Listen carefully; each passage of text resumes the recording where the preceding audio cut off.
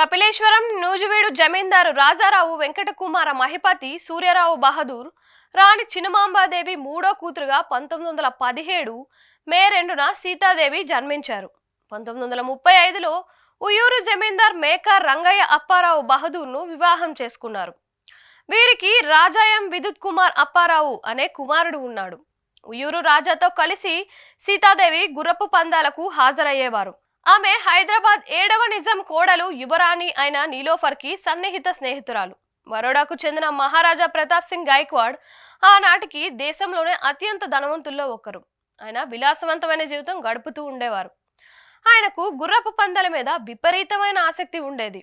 అలా మద్రాసులో అడుగుపెట్టిన ప్రతాప్ సింగ్ గుర్రపు పందాల క్లబ్బు వద్ద రాణి సీతాదేవిని చూశారు. తొలి చూపులోనే ఆమె అందానికి మైమర్చిపోయారు. సీతాదేవి చాలా అందంగా ఉంటారు. ఆమె అందానికి మహారాజు మైమర్చిపోయారు. సీతాదేవి కూడా మహారాజు ప్రతాప్ సింగ్ వ్యక్తిత్వానికి ఆకర్షితులై ఇద్దరు వివాహం చేసుకోవాలని నిర్ణయించుకున్నారు. తన రెండో పెళ్లికి మత నిబంధనలు అడ్డొచ్చాయి. దీంతో ప్రేమికులు న్యాయ బృందంతో సంప్రదింపులు జరిపారు. భారతీయ చట్టం ప్రకారం జమీందార్తో వివాహాన్ని రద్దు చేసుకోవడానికి హిందూ మతానికి సీతాదేవి ఇస్లాంలోకి మారాలని న్యాయవాదులు సూచించారు.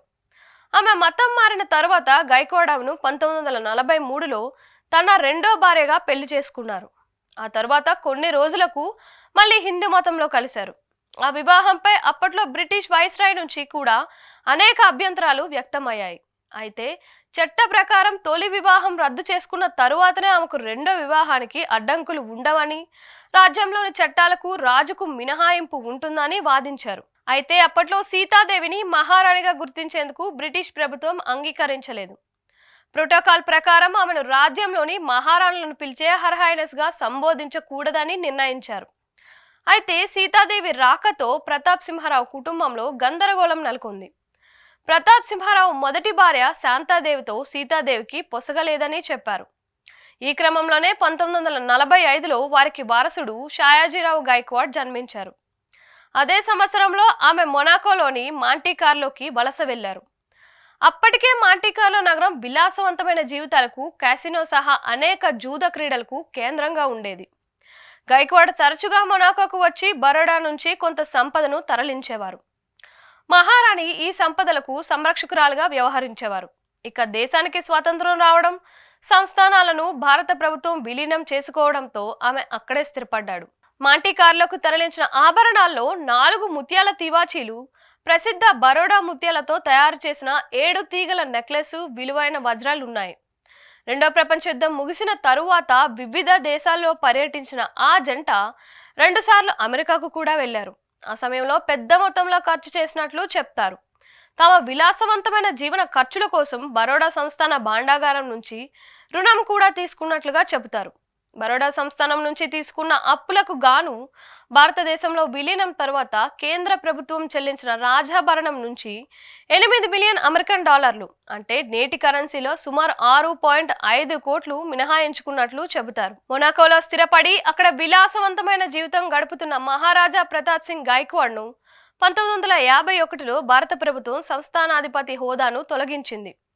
కేంద్ర ప్రభుత్వం నుంచి అందుతున్న రాయితీలు ఆయన మొదటి భార్య సంతానానికి దక్కుతాయి అంటూ ఆదేశాలు ఇచ్చింది. దాంతో ప్రతాప్ సింగ్ తిరిగి ఇండియాకు రావడానికి సిద్ధపడడంతో రాణి సీతాదేవితో విభేదాలు వచ్చాయి. చివరకు 1956లో ప్రతాప్ సింగ్ గైక్వాడ్తో సీతాదేవి విడాకులు తీసుకున్నారు. భారత ప్రభుత్వానికి దక్కాల్సిన విలువైన వజ్రాలు, ఆభరణాలను ఆమె మొనాకోకు తరలించడం వల్ల ఆమె ఇండియాకు రావడం మీద ఆంక్షలు పెట్టారు. షాయాజీరావు గైక్వాడ్ మాత్రం తల్లితోనే ఉన్నారు. 1985లో కొడుకు ఆత్మహత్య చేసుకోవడంతో బాగా కుంగిపోయారు సీతాదేవి.